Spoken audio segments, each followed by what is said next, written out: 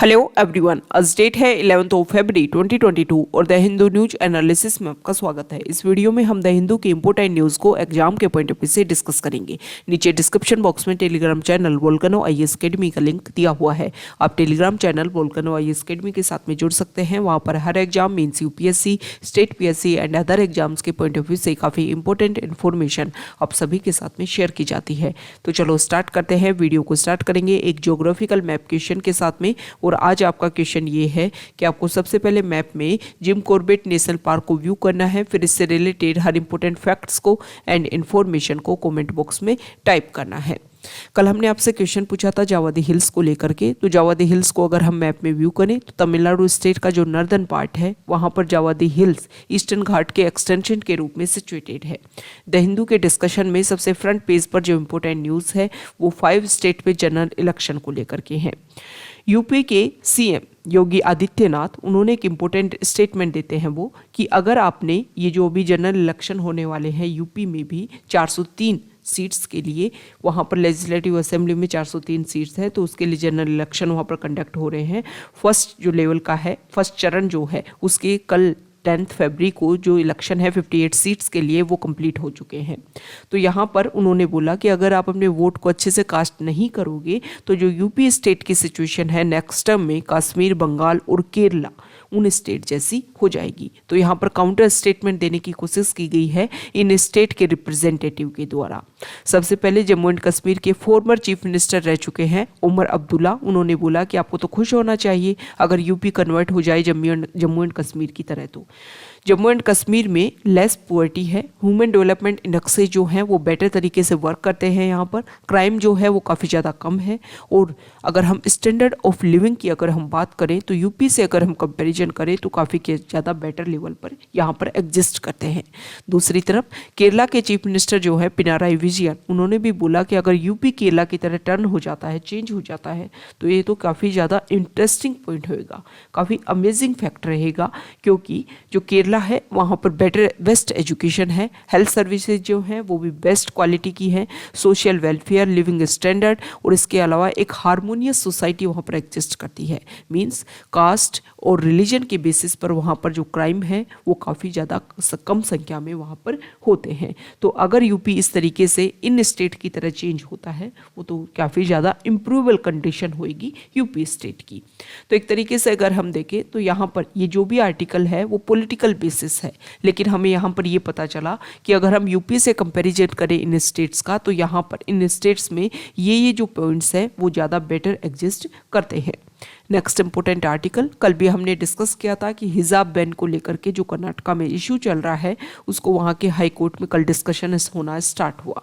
जो वहाँ के हाई कोर्ट जिस बेंच में डिस्कशन हो रहा था उन्होंने 14 फेब तक इस पिटीशन की हियरिंग को एडजर्न कर दिया है और ये बोला है कि जब तक इस पिटीशन को लेकर के सुनवाई चलती रहती है तब तक हम एक ऑर्डर पास करते हैं कि यहाँ पर किसी भी तरीके का आपको ना तो हिजाब कैरी करना है, इसके अलावा जो भी आप बोल रहे हो कि सेफ्रॉन कलर का सोल जो है, जो अदर स्टूडेंट इस तरीके का कैरी करके आते थे अपने शोल्डर के अराउंड, उनको भी इस तरीके का कुछ भी कैरी नहीं करना है जब तक इसको लेकर के रिजल्ट नहीं आ जाता है। ओके, तो आपको इस तरीके की कोशिश करनी है। जो भी स्कूल कॉलेज आपने एक तरीके से बंद किया था उनको रेगुलर आप कीजिए, स्टडी रेगुलर कीजिए।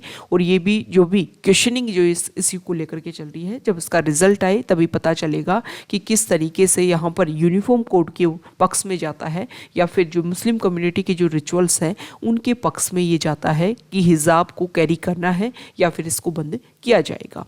नेक्स्ट इंपोर्टेंट आर्टिकल, यहाँ पर जो आर्टिकल है वो क्वारंटीन इशू को लेकर के है। आप सभी को पता है कोविड के टाइम में जो हमारी गाइडलाइंस थी वो काफ़ी ज़्यादा स्ट्रिक्ट थी। मतलब फॉरेन कंट्री से अगर कोई ट्रैवल करके इंडिया में विजिट करता है तो उसको क्वारंटीन जो एक प्रोसीजर है उसको फॉलो करना होता था।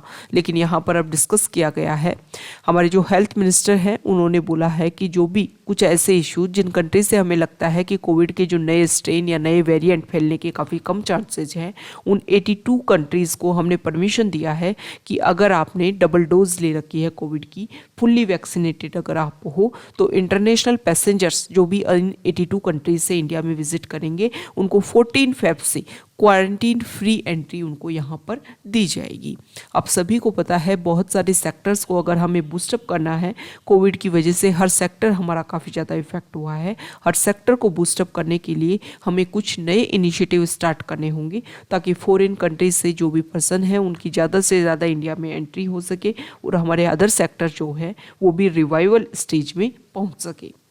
Next important news editorial page पर है, पेज नंबर 6 पर। यहाँ पर जो आर्टिकल है वो रिलेटेड है, आप सभी को पता है हरियाणा स्टेट में एक इशू क्रिएट हुआ। हरियाणा गवर्नमेंट ने लास्ट ईयर एक नोटिफिकेशन रिलीज़ किया। पहले उन्होंने ये बोला था कि 50,000 तक जो भी जॉब्स हैं प्राइवेट जॉब, उन जॉब में आपको 75% तक यहाँ पर रिजर्वेशन देना है कि मान लो 100 पोस्ट किसी प्राइवेट इंडस्ट्री में निकली और उसकी जो सैलरी है वो 50,000 तक रखी गई है, तो उसमें 75 पोस्ट जो है वो यहाँ के हरियाणा स्टेट के लोकल रेजिडेंट को आपको वो पोस्ट देनी है। बाद में हालांकि उन्होंने 50,000 का जो एक कैप डिसाइड की थी, इनकम कैप, उसको रिड्यूस करके 30,000 तक कर दिया कि 30,000 तक की जो जॉब है उनमें 75% जॉब जो है वो आपको जो भी यहाँ के रेजिडेंशियल है, जो भी यहाँ के लोकल रेजिडेंट है, उनको ये जॉब आपको प्रोवाइड करनी होगी। अब इस इशू को लेकर के जो Punjab and Haryana high court है उन्होंने इसको टर्न डाउन कर दिया, उसके ऊपर स्टे लगा दिया कि इस तरीके से आप जो है वो एरिया या फिर एरिया वाइज तरीके से या लोकल बेसिस पर जो जॉब्स हैं उनमें इनइक्वलिटी आप क्रिएट नहीं कर सकते हो। अब इसको लेकर के जो गवर्नमेंट है वो यहाँ सुप्रीम कोर्ट में गई है। The petition in the supreme court is by the Haryana government to remove the stay. उन्होंने सुप्रीम कोर्ट में इस चीज़ को डाला है और वो चाहते हैं कि सुप्रीम कोर्ट इसमें इंटरवीन करे और जो स्टे लगाया गया है इस नोटिफिकेशन के ऊपर उसको रेगुलर किया जाए। और यहाँ पर रेगुलर जब किया जाएगा तो यहाँ पर जो भी कंपनीज हैं उनमें एक तरीके से आपको क्या मिलेगा, जो भी यहाँ के लोकल रेजिडेंट है उनको ज़्यादा से ज़्यादा जॉब क्रिएट होगी। अब यहाँ पर सबसे पहले तो इस इशू के बारे में बताया गया है। देखो पहली बार ऐसा नहीं है कि हरियाणा स्टेट में भी इसी तरीके का कुछ रिलीज हुआ है। इससे पहले आंध्र प्रदेश और झारखंड में भी सिमिलर बिल जो है वो पास हो चुके हैं। आंध्र प्रदेश लेजिस्लेचर ने चैलेंज किया है आंध्र प्रदेश हाई कोर्ट को, मतलब आंध्र प्रदेश हाई कोर्ट में इस तरीके के जो इशू है उसको लेकर के वहाँ पर डिस्कशन चला और उसको बिल को जो है वो जुडिशरी को इंटरवीन करने की कहा गया। Okay, The Supreme Court will first have to decide whether it will wait for the High Court to decide the respective cases or whether it will draw the cases to itself as similar substantial constitutional issues are pending across High Courts। अब ये supreme court के ऊपर depend करेगा कि वो high court का result आने तक वेट करेगा या अपने लेवल पर इसकी जो हियरिंग है वो स्टार्ट कर देगा। यहाँ पर ये जो आपने जो भी प्रोसीजर किया है कि अपनी जो भी लोकल एरिया मतलब अपने स्टेट के लिए जॉब को ज़्यादा से ज़्यादा बढ़ाने के जो चांसेस आपने किए हैं, ये हमारे फंडामेंटल राइट मतलब हमारे कॉन्स्टिट्यूशन के कुछ पॉइंट्स को लेकर के, कुछ एक्ट को लेकर के क्वेश्चनिंग स्टार्ट कर देता है। जैसे कि आर्टिकल 19 सब क्लोज 1G जो है वो कॉन्स्टिट्यूशन का गारंटी देता है कि आपको फ्रीडम है to carry out any occupation, trade और बिजनेस। आपको किसी भी ट्रेड को, किसी भी ऑक्यूपेशन को, किसी भी बिजनेस को करने की जो छूट है वो मिली हुई है। ये आपका फंडामेंटल राइट है। There may be reasonable restriction in the interest of the general public and in particular related to specifying any professional or technical qualification or to reserve a sector for government monopoly। मतलब ऐसा नहीं है कि आपके पास में doctor की degree नहीं है लेकिन आप डॉक्टर का काम करने लग गए। तो ये बोला गया है कि कुछ रिस्ट्रिक्शंस है आपकी डिग्री के ऊपर, आपकी क्वालिफिकेशन के ऊपर। कुछ ऐसे वर्क, कुछ ऐसे बिजनेस जहाँ पर एक प्रोफेशनल डिग्री होना जरूरी है, उसके बिना आप उस ऑक्यूपेशन को कैरी नहीं कर सकते हैं। तो इसी तरीके की कुछ रिस्ट्रिक्शन है। ये जो एक्ट है जो हरियाणा गवर्नमेंट ने पास किया है वो प्राइवेट बिजनेस में 75% of lower and jobs for locals को निश्चित करता है कि आप ऑक्यूपेशन में जो आपको राइट दे रखा है उसके ऊपर कुछ एनक्रोच करने की कोशिश कर रही हैं। मतलब 100 सीट अगर निकली है उसमें आपने पहले ही डिसाइड किया कि ये तो 75 सीट जो है वो तो लोकल को मिलेंगी, तो आपने तो एनक्रोच कर दिया। लोगों को एक फ्रीडम मिली हुई है कि आप किसी भी ऑक्यूपेशन में जा सकते, किसी भी बिजनेस में जा सकते हो, उसमें आप एक रिस्ट्रिक्शंस लगा रहे हो। 2002 में TMA पाई फाउंडेशन केस जो है उसमें सुप्रीम कोर्ट ने ये बोला था कि जो प्राइवेट एजुकेशनल इंस्टीट्यूट हैं उनको ये ऑटोनोमी है उनके एडमिनिस्ट्रेशन में और मैनेजमेंट को लेकर के। 2005 में पीए इनामदार केस में भी सुप्रीम कोर्ट ने ये बोला था कि जो रिजर्वेशन है वो एजुकेशनल इंस्टीट्यूशन को लेकर can not be maintained on education institute, मतलब जो एजुकेशनल इंस्टीट्यूट, मतलब कोई भी ऐसी प्राइवेट फैक्ट्री जिसको स्टेट से कोई पैसा नहीं मिलता है, उसके ऊपर आप इस तरीके के रिस्ट्रिक्शन नहीं लगा सकते हो। उसकी जो फ्रीडम है वो उसको आप इफेक्ट नहीं कर सकते हो। जो भी एजुकेशनल इंस्टीट्यूशन उनको स्टेट से कोई भी फाइनेंशियल एड नहीं मिल रहा है, रिसीव नहीं हो रहा है, उनके आप रिजर्वेशन को लेकर के एक तरीके से रिस्ट्रिक्शंस नहीं अप्लाई कर सकते हो। 2005 में जो कॉन्स्टिट्यूशन है उसको अमेंड किया गया और रिजर्वेशन को अलाउ किया गया प्राइवेट एजुकेशनल इंस्टीट्यूशन में भी, for socially and educationally backward classes के लिए और एससी और एसटी के लिए। ये जो अमेंडमेंट है वो प्राइवेट एजुकेशनल इंस्टीट्यूशन में एंट्रेंस देने के लिए चेंज किया गया था, ना कि प्राइवेट सेक्टर में जो जॉब है उनमें एंट्री देने के लिए किया गया था। दूसरा, अगर हम बात करें तो रिजर्वेशन के प्रोसीजर की अगर हम बात करें तो आर्टिकल 16 जो है उसमें कॉन्स्टिट्यूशन ये बोलता है कि सभी सिटीजन को पब्लिक एम्प्लॉयमेंट में एक अपॉर्चुनिटी दी जाएगी इक्वलिटी की। आपके ऊपर बर्थ और रेजिडेंस के बेसिस पर भी कोई भी डिस्क्रिमिनेशन नहीं किया जाएगा।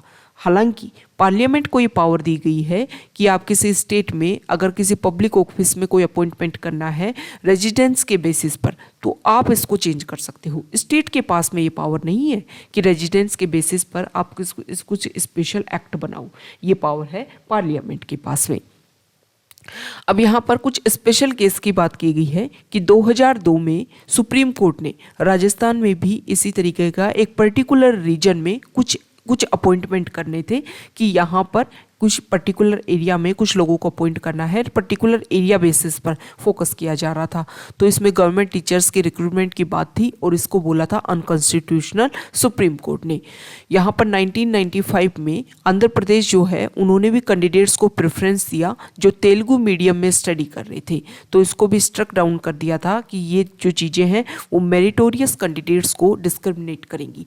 मतलब यहाँ पर हर सेक्टर की बात की गई है, आप एजुकेशनल सेक्टर बात कर लो या फिर जॉब की बात कर लो, तो यहाँ पर जहाँ भी रेजिडेंस फोकस बात की गई है स्टेट्स के द्वारा उन सभी को सुप्रीम कोर्ट ने स्ट्रक डाउन किया गया है।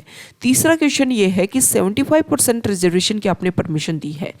इंदिरा साहनी केस जो है वो 1992 में उसने तो ये बात बोली थी कि सुप्रीम कोर्ट में जो रिजर्वेशन है वो पब्लिक सर्विसेज में 50% से ज़्यादा नहीं हो सकता। सुप्रीम कोर्ट ने ये अपना आंसर दिया था, ऑर्डर पास किया था। अब एक्स्ट्रा ऑर्डिनरी सिचुएशन में आपको कुछ रिलैक्सेशन दिया जा सकता है। इट गिव एग्जांपल्स और far flung and remote areas where the population may need to be treated in different वे।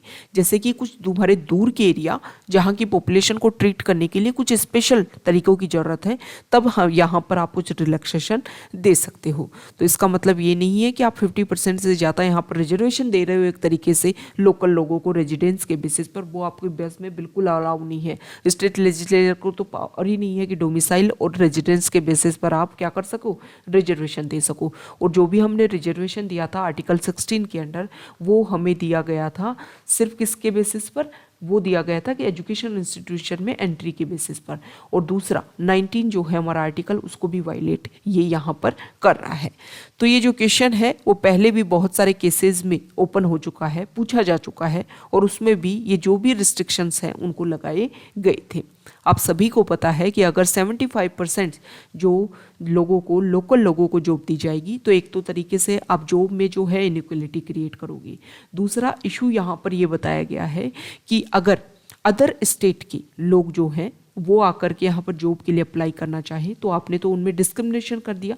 दूसरी प्रॉब्लम ये है कि जो प्राइवेट इंडस्ट्री जो यहाँ पर जिन्होंने इन्वेस्ट कर रखा है और मान लो उन पर वर्क करने के लिए किसी स्किल्ड पर्सन की यहाँ पर ज़रूरत है, तो अगर आपके पास में जो लोकल लोग हैं उनके पास में स्किल ही नहीं है तो उनको जॉब कैसे मिलेगी। एक तरीके से जो प्राइवेट इंडस्ट्रीज हैं उनको इफेक्ट करेंगी। तो यहाँ पर इक्वलिटी की बात तो ना तो जॉब के लेवल पर हो रही है और ना ही इंडस्ट्री के लेवल पर हो रही है। और जब प्राइवेट इंडस्ट्रीज को यहाँ पर आप एक तरीके से रिस्ट्रिक्शंस लगाओगे कि लोकल लोगों को जॉब दो और वो लोग स्किल्ड भी नहीं रहेंगे, तो इसके बेसिस पर जो भी हरियाणा में इन्वेस्टमेंट हो रहा है उस पर भी काफ़ी ज़्यादा इफेक्ट गिरेगा। ओके, तो यहाँ पर जो भी कॉन्स्टिट्यूशनल क्वेश्चंस इस तरीके की लोकल जो लॉज को लेकर के हैं उन सभी को कोशिश करनी चाहिए रिड्रेस करने की, और उसी के बेसिस पर ये जो भी नोटिफिकेशन जारी करने की कोशिश की जा रही गवर्नमेंट के द्वारा उन सभी को रीथिंकिंग करके और रिव्यू करके इस तरीके के नोटिफिकेशन रिलीज होने चाहिए। Next important news page number 8 पर, यहाँ पर जो आर्टिकल है वो सबसे पहले देखो आप सभी को पता है कि बजट को लेकर के डिस्कशन चल रहा है। तो निर्मला सीतारमण जो हमारी फाइनेंस मिनिस्टर हैं उन्होंने ये बोला है कि जब यूपीए गवर्नमेंट थी उस टाइम जो कांग्रेस है उन्होंने हमारी कंट्री के लिए एक डार्कनेस एरा क्रिएट किया था। मतलब ना तो जॉब थी ना मनी था, कुछ भी जो हमारे पॉइंट्स थे। जैसे 2008 में फाइनेंशियल क्राइसिस हुआ, उसके बाद में यूपीए गवर्नमेंट ने हमारी इकोनॉमी को काफ़ी ज़्यादा मिसमैनेज किया था। यहाँ पर जो आर्टिकल है इसमें कुछ एक्टिविस्ट ने बोला है कि अगर आप हिजाब बैन करते हो तो एक तरीके से आप काफ़ी ज़्यादा इशू क्रिएट करोगे।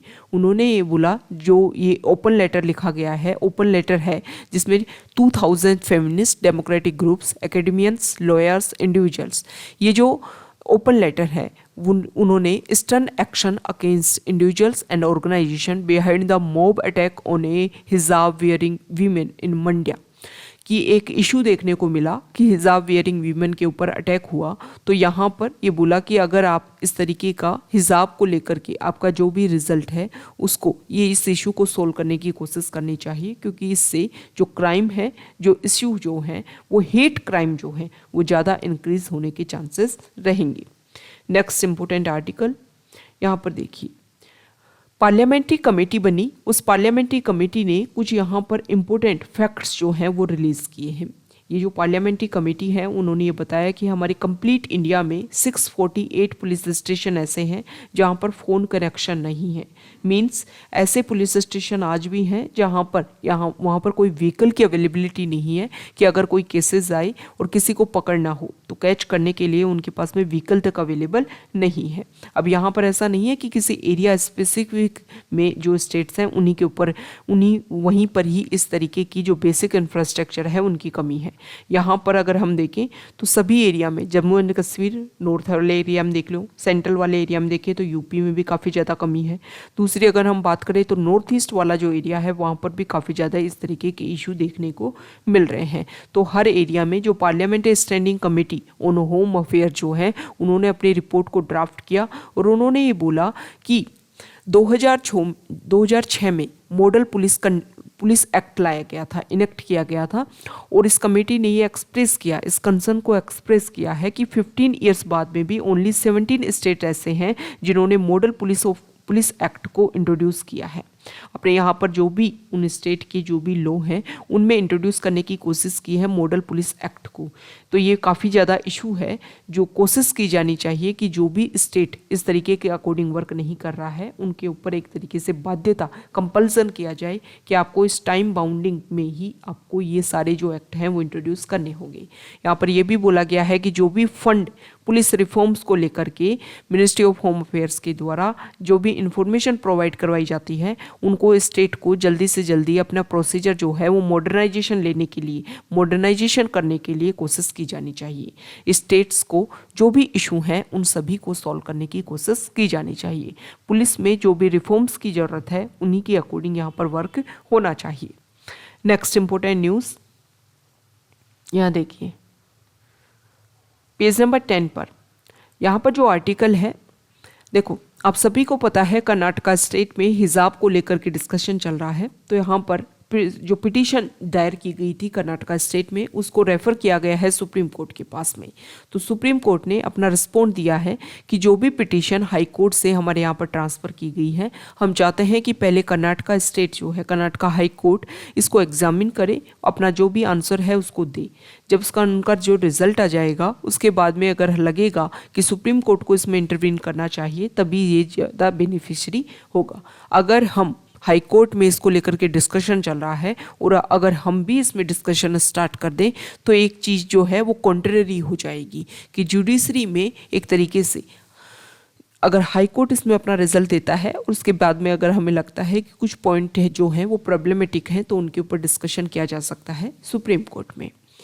नेक्स्ट इंपॉर्टेंट न्यूज़ है पेज नंबर 11 पर, फॉरेन पीस पर। यहाँ पर जो आर्टिकल है वो रिलेटेड है रशिया और यूक्रेन इशू को लेकर के।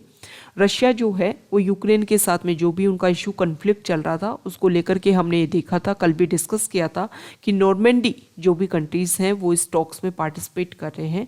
2013-14 के टाइम में भी जब रशिया और यूक्रेन के बीच में इशू हुआ था, जब जर्मनी और फ्रांस कंट्री ने यहाँ पर इंटरवीन करवा करके इस इशू को सॉल्व करने की कोशिश की थी।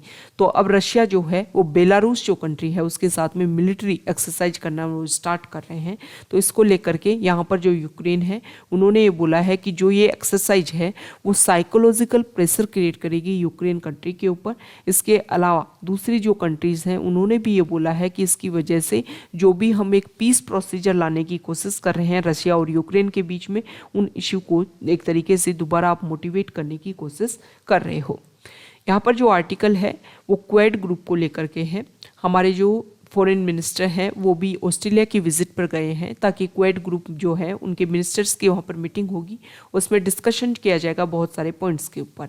यहाँ पर मिस्टर ब्लिंकेन जो है US secretary of state Antony Blinken, उन्होंने ये बोला कि इंडो पैसिफिक रीजन जो है वो सेंचुरी जो ये जो सेंचुरी है इसकी शेप को चेंज करेगा, मतलब इसको शेप देगा कि जिसकी डोमिनेंस जो है वो इंडो पैसिफिक एरिया, मतलब इंडो पैसिफिक एरिया में किस तरीके से एक्टिविटीज़ हो रही हैं ये डिसाइड करेगी कि जो सेंचुरी है वो किस तरीके से सेंचुरी की शेप रहेगी। आप सभी को पता है कि इंडो पैसिफिक एरिया जो है वो एक तरीके से ट्रेड के एरिया में देख लो या फिर अदर रिसोर्सेज के पॉइंट ऑफ व्यू से देख लो तो काफ़ी ज़्यादा रिच है। ट्रेड में अगर पूरे वर्ल्ड में जितना भी ट्रेड होता है उसमें मोर देन हाफ जो ट्रेड है वो इंडो पैसिफिक एरिया कवर करता है, क्योंकि ये कनेक्टिविटी का वर्क करता है Indo Pacific area eastern country to western countries. इसके अलावा बहुत सारे कॉन्टिनेंट जो हैं उनको कनेक्टिविटी देने का काम करता है। इंडो पैसिफिक एरिया को फ्री एंड ओपन रखने के लिए जो क्वेड ग्रुप है वो वर्क कर रहा है। हालांकि चाइना जो है वो एक तरीके से एलिगेशन लगाता है क्वेड ग्रुप के ऊपर कि क्वेड ग्रुप एक मिलिट्री अलायंस है और मिलिट्री बेसिस पर, एक तरीके से सिक्योरिटी बेसिस पर यहाँ पर ये वर्क कर रहा है।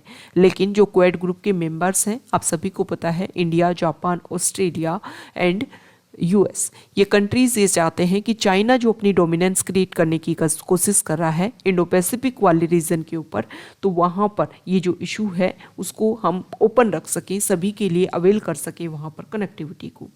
इंडो पैसिफिक रीजन की अगर हम बात करें तो इसका जो मैप है वो आपके लिए काफ़ी इंपॉर्टेंट हो जाता है। वेस्टर्न साइड में जो ईस्टर्न अफ्रीका कॉन्टिनेंट है वहाँ तक इसका एक्सटेंशन है, और अगर हम देखें तो जो हमारा वेस्टर्न नॉर्थ अमेरिका और साउथ अमेरिका कॉन्टिनेंट जो है उनका जो वेस्टर्न पार्ट है, उनके वेस्टर्न पार्ट से ईस्टर्न अफ्रीका कॉन्टिनेंट के बीच में जो भी वाटर बॉडीज़ हैं जो स्मॉल वाटर बॉडीज़ के थ्रू आपस में कनेक्टेड हैं, उन सभी एरियाज़ को इंडो पैसिफिक एरिया में काउंट किया जाता है। तो ये आज का हमारा डिस्कशन था। द हिंदू की इंपॉर्टेंट न्यूज़ को हमने डिस्कस किया एग्जाम के पॉइंट ऑफ व्यू से। अगर आप यहाँ तक आए हैं, वीडियो आपको अच्छा लगा है तो प्लीज़ वीडियो को लाइक कीजिए, शेयर कीजिए और चैनल को सब्सक्राइब कीजिए। Okay, thank you.